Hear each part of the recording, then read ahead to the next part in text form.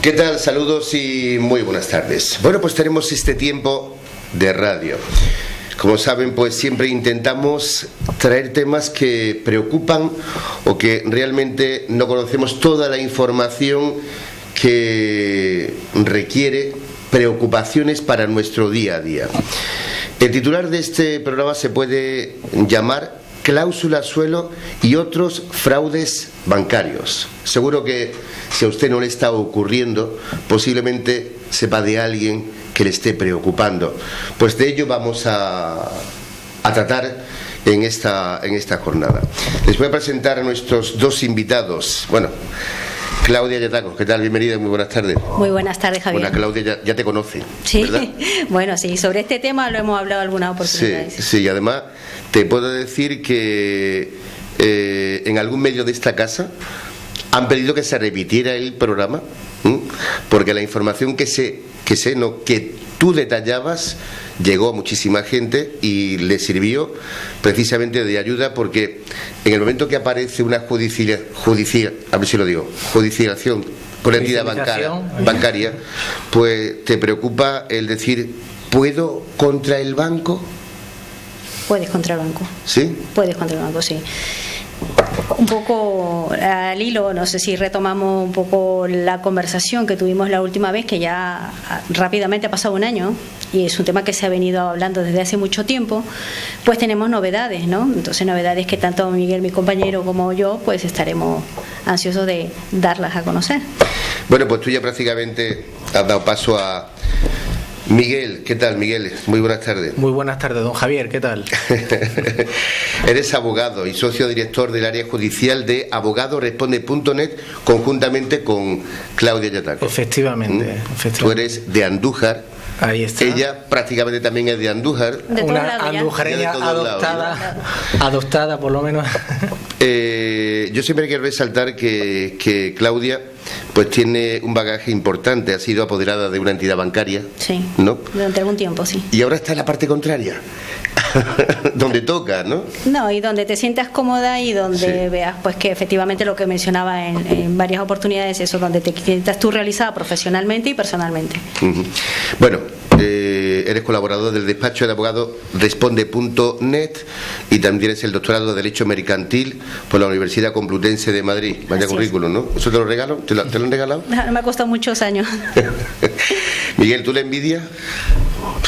¿Qué voy a decir? Hombre, me imagino que... Obviamente si no estaría casado con ella, claro, entre otras cosas. Claro.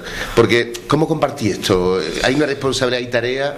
Bueno, durillo sí. Yo la vía judicial principalmente, y ella la vía extrajudicial siempre. También tenemos, por supuesto, varios compañeros más. Yo creo que es fundamental el reparto de tareas. Claro.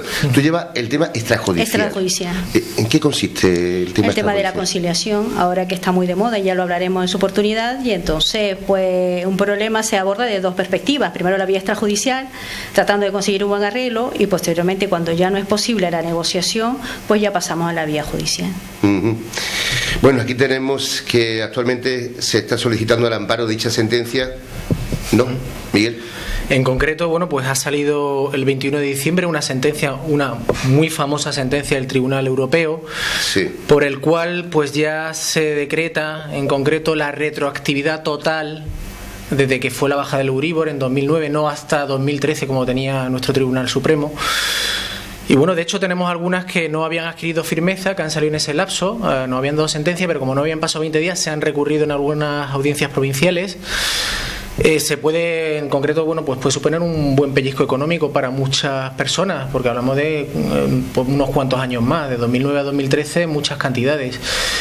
Es de agradecer que por lo menos las instituciones europeas estén, bueno, pues valorando y atendiendo en este caso a las peticiones de los usuarios y no se encuentren desamparados como parecía que llevaban mucho tiempo en este país. No, y es importante precisar que a través de la cronología de las cláusulas suelo, pues hubo un momento importante, fue cuando se dio la sentencia del Supremo del 2013, que si bien, digamos, zanjó el problema de las cláusulas suelo, declarando la nulidad ante la falta de transparencia, no resolvió el problema de la retroactividad total, y es felizmente con esta sentencia, como ha comentado Miguel, que digamos enmienda la plana al Supremo no sigue las instrucciones del abogado general, que se daba un poco a favor de la retroactividad relativa, es decir, hasta cierto punto, y por eso ya a partir de este punto de inflexión donde se declara la retroactividad total, pues entonces sigue un poco una concordancia legal con lo que es la normativa española y la normativa comunitaria, y es lo que estamos aplicando ahora. ¿Desglosamos qué es la retroactividad? Es decir, si una cantidad que yo pago de manera indebida... Sí, pero me refiero a qué gastos concretamente. Puede ser gasto de notaría, de registro de la propiedad, de... No, por un lado están los intereses indebidamente pagados cuando te aplicaron la cláusula suelo. Sí. Y por otro lado está el tema de los gastos de formalización de la hipoteca. Estamos hablando de dos conceptos que también se están... que no es poco dinero, Claudia. No, va sumando y vamos, dependiendo. Una hipoteca media... La notaría, el registro de la propiedad, evidentemente... El impuesto. El impuesto también, o sea, podemos hablar de una cuantía, por ejemplo, para 100.000 euros aproximadamente tenemos un... Hemos llegado a ver algunas no aquí en Andújar a lo mejor bueno, la máxima 15.000 euros incluso, pero bueno, por ahí hay algunas de hasta 50.000 euros en total. Pero eso son muy altas, pero bueno, más o menos sería entre una media de 5.000, de 3.000 a tanto. Bueno, gastos efectivamente, pero en el total con cláusula suelo se lo suma, sí. Gasto de media está entre 2.500 y 6.000 euros de media aproximadamente. Sí. En concreto, pues... Sí, dime. Lo de los gastos, Claudia puede aportar bastante en relación Sí, en el tema de los gastos también hay una sentencia del Supremo, la número 705 del 2015, lleva ya un año. Lo que pasa es que un poco cobra actualidad recientemente pues con esta sentencia del Tribunal Europeo, y entonces en el cual se sanciona como abusiva estas cláusulas que imponen a favor del prestatario, es decir, la persona que contrata el crédito, todos los gastos de lo que supone la constitución del crédito, lo que mencionaba, las comisiones, las tasaciones y todo ese tipo de cosas. Entonces es importante que pues ahora hay una normativa, hay una sentencia del Tribunal Supremo que nos podemos amparar e iniciar las reclamaciones. Primero, como siempre lo hacemos, por la vía extrajudicial, haciendo la reclamación correspondiente a la entidad financiera, y luego ya a través de lo que es pues la vía judicial en caso que no atiendan la reclamación. O sea, estamos hablando que primero vamos y hablamos con el banco. Y dice, mire usted, usted no tiene que dar el dinero por la buena, si tenéis que llegar a meternos en procesos judiciales, y en el caso de que no se llegue a ese acuerdo ya aparece Miguel. Así es. ¿Verdad? Así es. Repartimos funciones. Y otros más. Y repartimos funciones. Sí. Y en este punto me gustaría hacer una matización especial, porque últimamente se están viendo muchas noticias respecto, pues digamos, contra los abogados. Dice que ahora los abogados, a través de la coyuntura de las reclamaciones, de las cláusulas suelo y los gastos hipotecarios, pues van a sacar provecho de la situación. Entonces un poco se están escuchando muchas noticias. Sí. Entonces, si antes yo desconfiaba del banco, ahora voy a desconfiar del abogado. Claro. Entonces, en principio, y sobre todo que están llevando al tema de judicializar todo esto, llevarlo a procedimientos judiciales, y quiero hacer hincapié que nosotros nunca pretendemos llevar a juicio, o sea, obviamente lo tendremos que llevar por necesidades, pero en principio se llega siempre a una vía previa, que llegue a su obligación y operativo ir a primero atención al cliente de la entidad financiera correspondiente, y en caso que la entidad financiera no atienda la reclamación o se niegue, como siempre pasa, entonces recién vamos al tema de los juicios, porque obviamente tenemos que amparar al consumidor en su reclamación. Entonces los abogados simplemente son instrumentos para llevar a cabo una reclamación, y en todo caso quienes judicializan estas causas son las mismas entidades financieras que se niegan a la negociación o no reconocen derechos adquiridos por consumidores. Entonces yo creo que es importante dejar claro eso. Claro, pero yo me pongo en el caso de la persona que está ahora mismo con el problema que está ahí exponiendo. Claro. El abogado dice que me puede defender, y yo pregunto, Miguel, Claudia, Miguel, ¿cuánto me va a costar a mí? Porque si por un lado me ha pedido el banco y por otro tengo que pagaros a vosotros, pues, ¿me va a merecer la pena? La mayoría de los despachos profesionales actualmente que se dedican a cláusula suelo están yendo a una cuota litis, es decir, solo cobran si el cliente cobra, es decir, o sea... ¿Y en el caso vuestro? En el caso nuestro es igual. ¿Es así? En el caso nuestro se cobra una provisión de fondos para tema de fotocopias, suplidos, arancel de procurador, etcétera.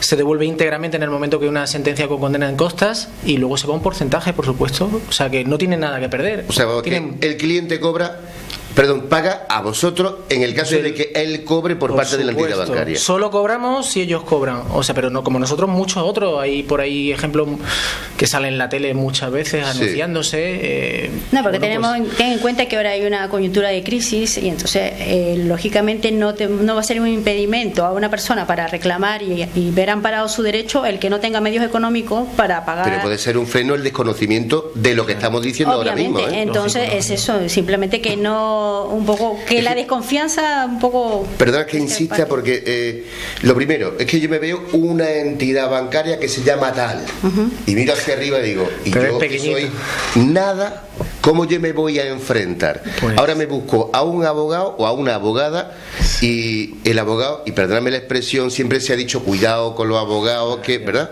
Así es. Ese concepto está ahí, ¿no? Una mala fama a veces. Entonces, claro, si el banco se ha llevado y ahora contrato al abogado, en el caso de que pierda, pago al abogado, se la lleva al banco y... Claro, de hecho, parece que está habiendo una especie de campaña un poco de desprestigio. Casualmente estos últimos días, incluso en el diario El Mundo salió bueno, se pronunció hasta la presidenta del Consejo General de la Abogacía Española, porque era algo...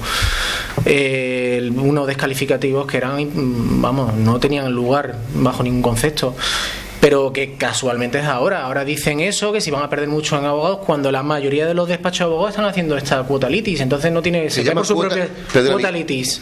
Cuota litis significa que solo cobras si el cliente cobra. O sea, el cliente paga en el caso de que cobre. Vuestro cliente y el cliente del banco, si le paga el banco, os paga a vosotros. Ahí está, eso lo hacen todos hoy en día, todos los que llevan, la mayoría de los despachos profesionales que llevan cláusula suelo, porque como es Vox Populi que se ganan, bueno, en el porcentaje de más del 99, nosotros hemos ganado hasta la fecha todos, sin ninguna excepción, todos los juicios se han ganado. ¿A todos lo habéis ganado vosotros? Todos, el 100% se han ganado. Sí, Claudia. Sí. 100%. Es que cuando llega una persona, yo creo que es una cuestión también de ética, ver efectivamente si la persona, el problema que te plantea, lo puedes resolver. Entonces, lo que vemos y estudiamos es la viabilidad tanto jurídica como económica de la pretensión. Entonces, obviamente, si tú vas a ver si te va a merecer la pena o no, pues hasta qué punto tú vas a llegar a una negociación. Entonces, obviamente, no es de que viene un cliente y me voy a juicio. Tienes que ver efectivamente sus posibilidades, ver el caso en concreto, si efectivamente se hizo de un marco de una negociación o no, y cuando se dan las condiciones propicias, tú sabes perfectamente que ese juicio está ganado un 90 o 95%. Claro. Nadie es al 100%, pero 95% lo tiene. Claro. Y entonces es así que también se demuestra la alta, bueno, en este caso todos nuestros casos están ganados por eso, precisamente por la viabilidad, el trabajo previo que hay y de llevarlo como se tiene que llevar. Claro. Claudia, hay por ahí un dicho de Miguel que dice: es mejor llegar a un mal acuerdo que ganar un buen juicio. En este caso, ¿cómo lo tomamos? Dependiendo de cómo se haga la negociación. Entonces ya un poco veremos el tema más adelante de este proyecto de negociación extrajudicial que va a imponer el gobierno. Ajá. Pero en todo caso yo creo que habría que ver las condiciones. Entonces tampoco no puedes perder mucho, o sea, no vas a pretender renunciar a muchos derechos que tiene. Entonces, y tú que estás dentro de la banca, ¿el banco cómo actúa ante la situación que tenemos ahora mismo? ¿Negocia antes de meterse en ámbito judicial? Nunca negocia, no. ¿Prefiere meterse, no, Miguel? No sé. Yo creo que sería interesante hablar, por ejemplo, de mañana se va a aprobar supuestamente este mecanismo extrajudicial. Y bueno, Claudia la ha estado mirando esta mañana en concreto. Sí, básicamente pues después de varias semanas de discusión entre los grupos políticos, pues han llegado a un consenso para poder dar solución a este problema de las cláusulas suelo, y sobre todo pues con la reciente sentencia del Tribunal de la Unión Europea, cómo devuelven ahora a las entidades financieras esas cantidades indebidamente pagadas. Tenemos en cuenta que hay millones y millones de personas que tienen una hipoteca aquí en España. Entonces, ¿cómo se va a gestionar eso? Entonces, con la premura que han podido hacer, bueno, mañana ya se hace el trámite correspondiente de ley para su aprobación como decreto ley, lógicamente, y lo que se ve es un marco extrajudicial, es decir, una negociación entre las entidades financieras y los consumidores. Una negociación lo venden como gratuito para el consumidor y más o menos aparentemente rápida, pero yo pues lógicamente de acuerdo a lo que ha trascendido, tampoco hasta que no tengamos el texto definitivo no podemos dar una opinión muy formada, pero bueno, un poco de lo que ha trascendido yo tengo mis serias dudas. ¿Sí? Y tengo muchas dudas, muchas dudas. Bueno. vamos a esperar y hacemos otro programa para ver exactamente cómo ha quedado. Bueno, tengo aquí algo que digo, bueno, otros fraudes bancarios como el IRPH, la hipoteca tranquilidad, vamos, lo desgloso, PUF. Prima única financiada, bueno, sí. PUF le llaman el PUF. Salgo de Guatemala y me meto en Guatepeor. Puede pasar eso. A raíz de las cláusulas suelo, pues yo creo que los consumidores han visto, pues, han puesto atención a las hipotecas, porque en un momento, y lo comentábamos muchas veces, que la gente cuando celebraba un préstamo hipotecario, pues se fijaba solamente el precio, que esté bien descrito el inmueble, el plazo de amortización y poca cosa más, y salían tan contentos. Se decía, bueno, son las condiciones que hay en el mercado, la entidad financiera cobra sus intereses y yo tengo que pagar. Pero nunca se cuestionaron si realmente dentro de esos préstamos hipotecarios habían cláusulas abusivas o no. Y ya ha sido con el devenir del tiempo, con pues eso, que los despachos de abogados, los jueces han determinado pues que sí existen cláusulas lesivas a los intereses del consumidor. Entonces surgen las cláusulas suelo y a raíz de las cláusulas suelo la gente comienza a mirar sus préstamos hipotecarios, a desenterrar de sus archivos los préstamos hipotecarios y comienzan a decir, ¿y esto qué es? Que es el índice de referencia de préstamos hipotecarios. ¿Esto qué cosa es? Entonces llaman continuamente por teléfono, tenemos una línea también de asesoría jurídica y simplemente le indicamos que también es otro índice de referencia, al igual que el Euribor, pero que es un índice de referencia que en el año 2013 fue suprimido en parte porque hubo el IRPH, cajas, bancos, el SECA también que existía anteriormente, que muchas hipotecas estaban referenciadas a ese índice y entonces determinaba pues un poco las movidas de las cuotas mensuales del pago de la hipoteca, pero que ha sido decretado, o sea, han sido determinados a través de los juzgados ya como cláusula que manipulaban el índice. El caso del IRPH es especialmente sangrante porque tú ves algunos casos que nos llegan aquí al despacho. Y bueno, te dicen a lo mejor, oye, mira, llevo 5 años, pedí 100.000 euros y ¿cómo puede ser? O 6 años, ¿cómo puede ser que ahora debas 150.000 euros? Entonces se considera... Se ha pedido 100.000 euros y al cabo de los 5 o 6 años debe 150.000. Es más abusivo que cláusula suelo. No se está hablando mucho en los medios de comunicación, ya se hablará mucho más abusivo. Sí, lo que pasa es que suele ser este tipo de índice de referencia o determinados productos financieros como la hipoteca tranquilidad que en su momento se comercializó por alguna entidad financiera, entonces mucho más cara que una hipoteca normal referenciada a Euribor con cláusula suelo. Entonces, o sea que es más peligroso todavía, mucho más pernicioso. A mí no me cabe duda. Las escrituras son mucho más oscuras. De hecho hablan de hasta 20.000 euros más de quebranto económico por encima de una cláusula suelo en muchos casos con el IRPH. Y no solamente te metes eso, sino te ponen en la misma escritura pública, pues por ejemplo los intereses de demora.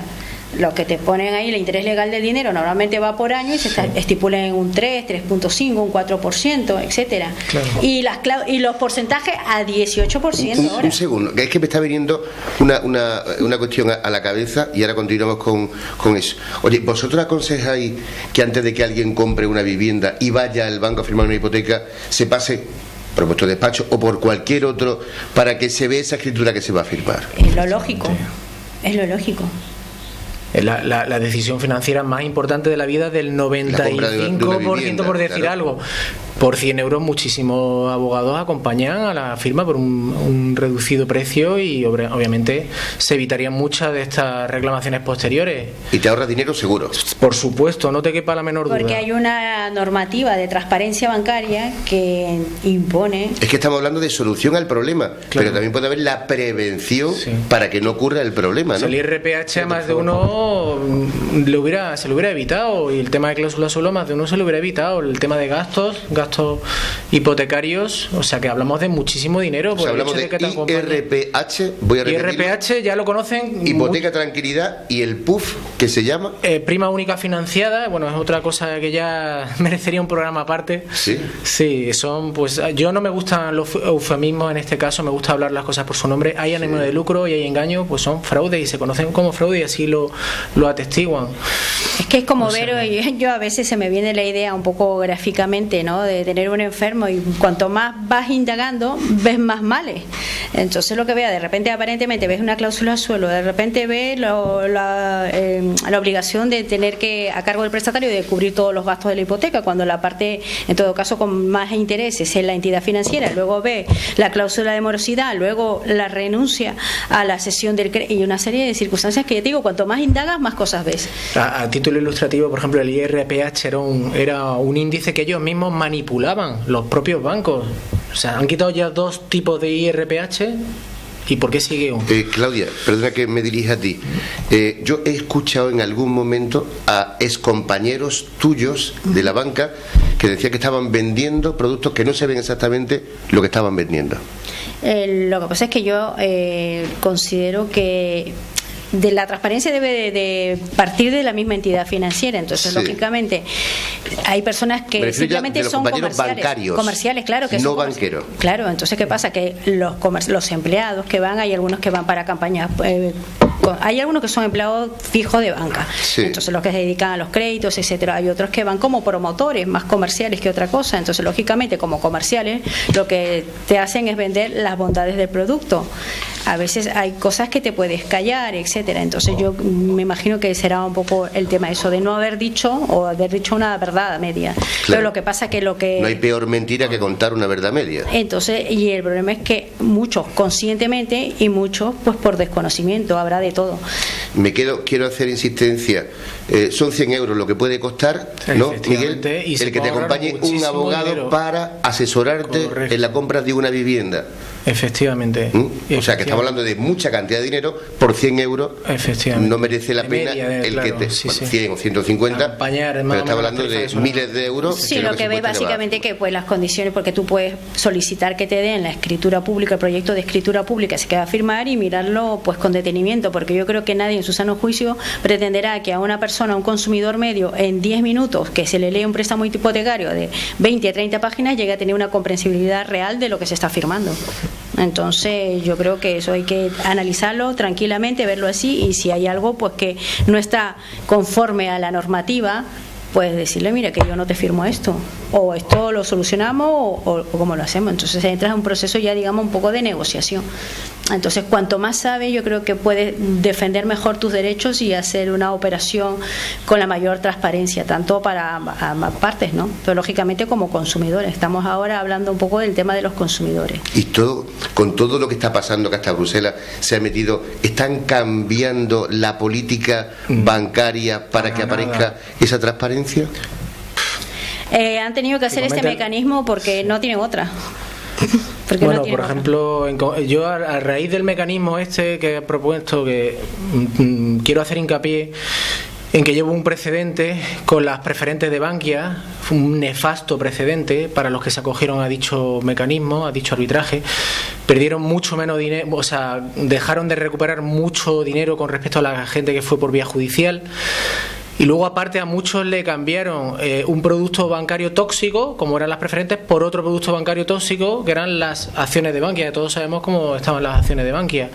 Entonces, plantea más que serias dudas. De hecho, no han llegado a acuerdo en 2 veces porque al parecer era muy favorable a los bancos. No obstante, nosotros por supuesto, vamos a dar ambas opciones. Vamos a poner siempre encima de la mesa al cliente. Aquí tienen los pros y los contras de la vía extrajudicial, aquí tienen los pros y los contras de la fase judicial, y que ellos mismos decidan siempre. Claro, porque ahora se abre un proceso de miles y miles de negociaciones extrajudiciales donde estamos en las mismas, la entidad financiera con el consumidor. Entonces, ¿en qué se va a reducir esta negociación? En que el banco va a hacer solo a algunos, no a todos, a algunos que él considere conveniente, a algunos consumidores, la oferta. Te voy a pagar esto, te va a dar una cantidad, pero ahora la duda que se me genera, y en un plazo de 15 días, que supuestamente que es lo que dice que va a tener el consumidor para aceptar o no aceptar esa oferta, ¿cómo saber si esa cantidad que te están ofertando es realmente la correcta o se aproxima a la correcta? Entonces ahí nuevamente estamos en una suerte de desproporción.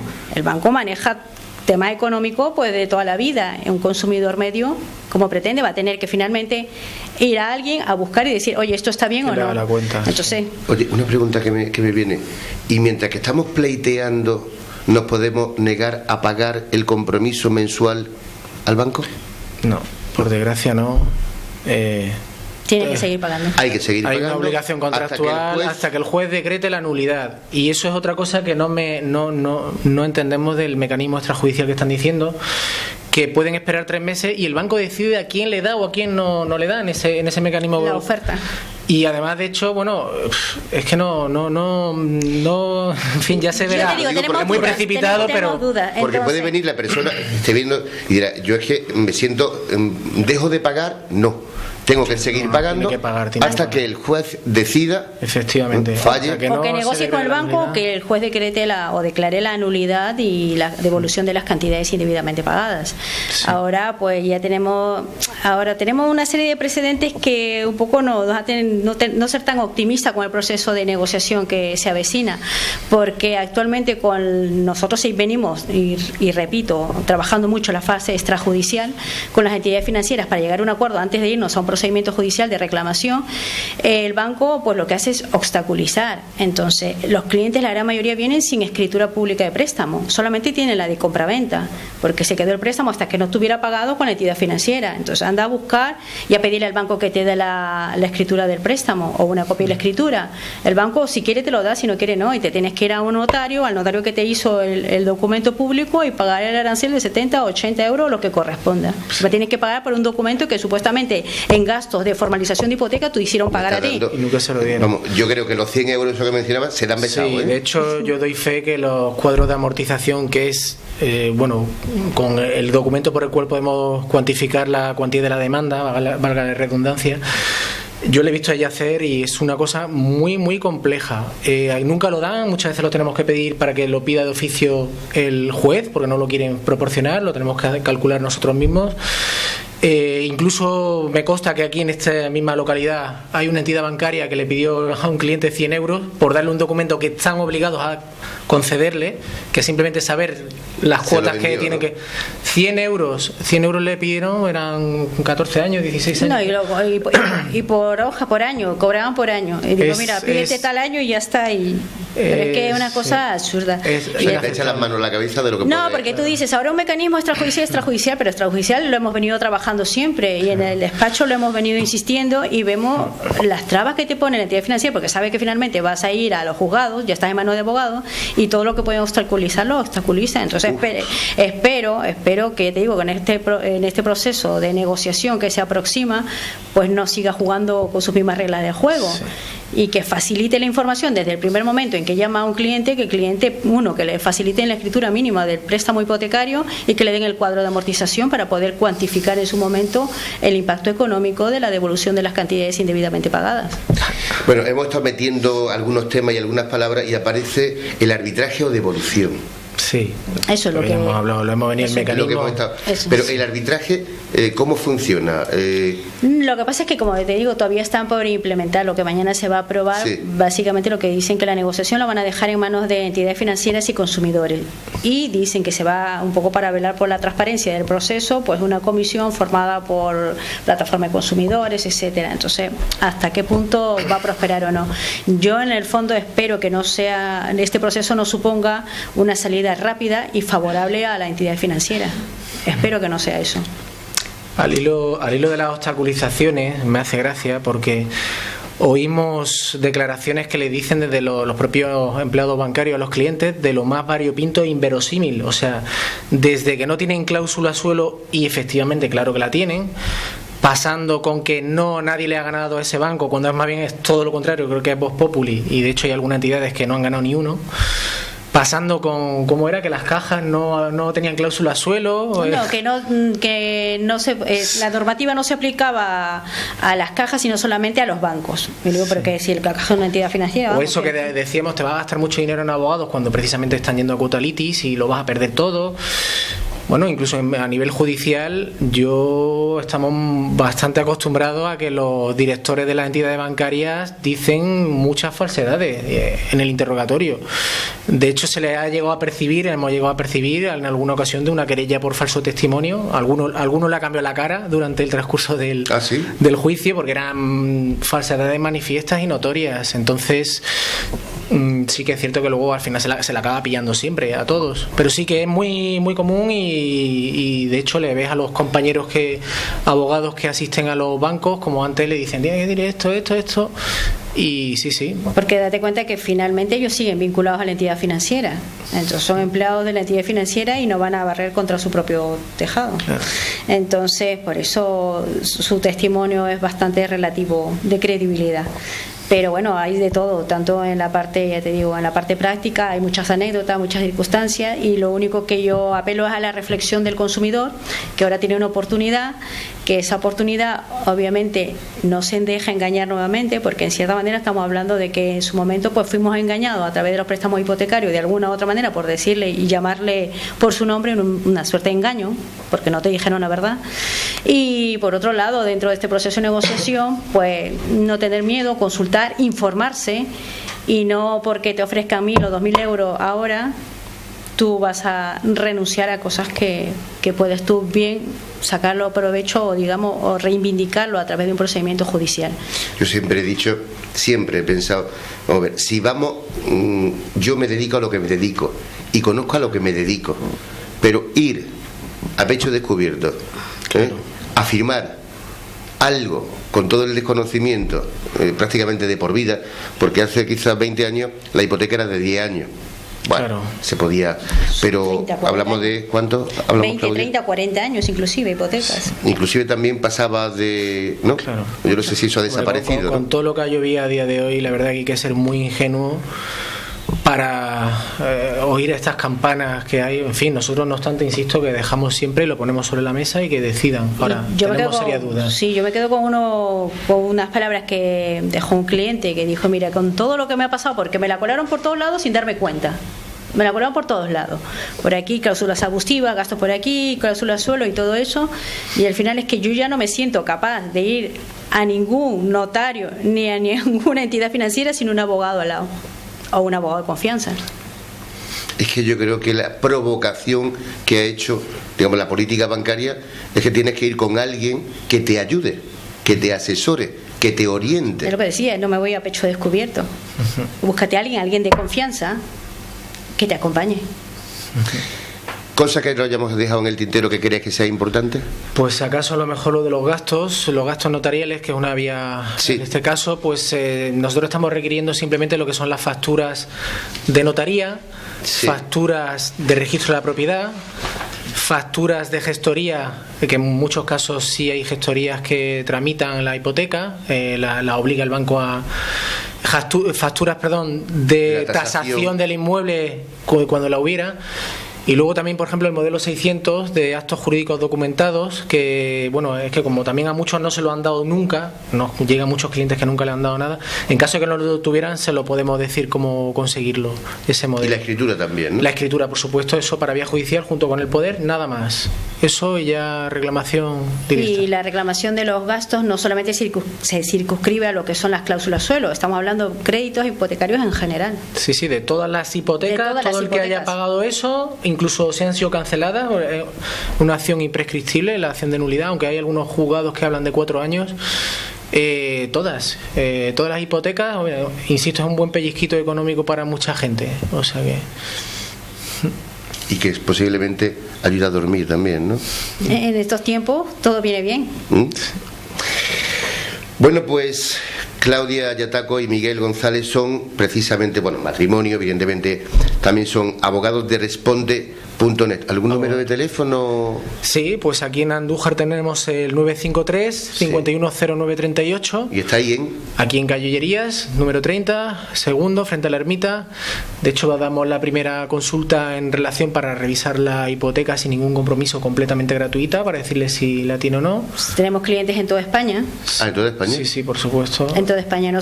Trabajamos lógicamente en el ámbito local, pero todas las causas a nivel nacional. porque claro, ya con las nuevas tecnologías se puede trabajar. Efectivamente. Claro, entonces simplemente pues ya tenemos también una línea de consulta, entonces esa línea de consulta pues obviamente a nivel nacional, y ya las causas pues ya se van gestionando de acuerdo al estudio de viabilidad económica. ¿Tenía alguna web o algún...? Abogadoresponde.net, bueno, hay muchas páginas web, pero la principal, abogadoresponde.net. Sí, de hecho yo como estoy colegio en Madrid, donde más trabajo llevo probablemente sea en Madrid, Barcelona, Valencia, llevamos muchísimo trabajo en todas partes, Granada, Málaga en alguna ocasión, o sea que sí. Por lo demás, en cuestión ya no sé yo si quieres aportar algo más. No, simplemente eso de que es un momento propicio para la reflexión, para tratar de hacer un buen acuerdo, y sobre todo pues eso, que si tienen que llamar y si tienen que recurrir a alguien de confianza, pues no teman los abogados. Bueno, de todas formas, vamos a hacer hincapié en que vosotros cobráis en el caso de que vuestro cliente y el del banco cobre. Efectivamente, si no, que quede muy claro, que no le cuenten películas desde alguna entidad bancaria. La tranquilidad es que yo voy a vuestro despacho, a cualquier otro, para que me deis ese asesoramiento, esa ayuda, para que podamos recuperar todo lo que el banco, según se desprende, se ha llevado. Además, la confianza se gana con mucho trabajo, y por supuesto hoy en día la gente no es tonta, sabe lo que hay. Claro. ¿Sabe? Bueno, pues Miguel González, Claudia Yataco, ha sido un placer tener con vosotros, y seguro que habrá gente que le saque provecho a esta información que habéis venido a darnos. El placer es nuestro. Muchas gracias. Muchas gracias.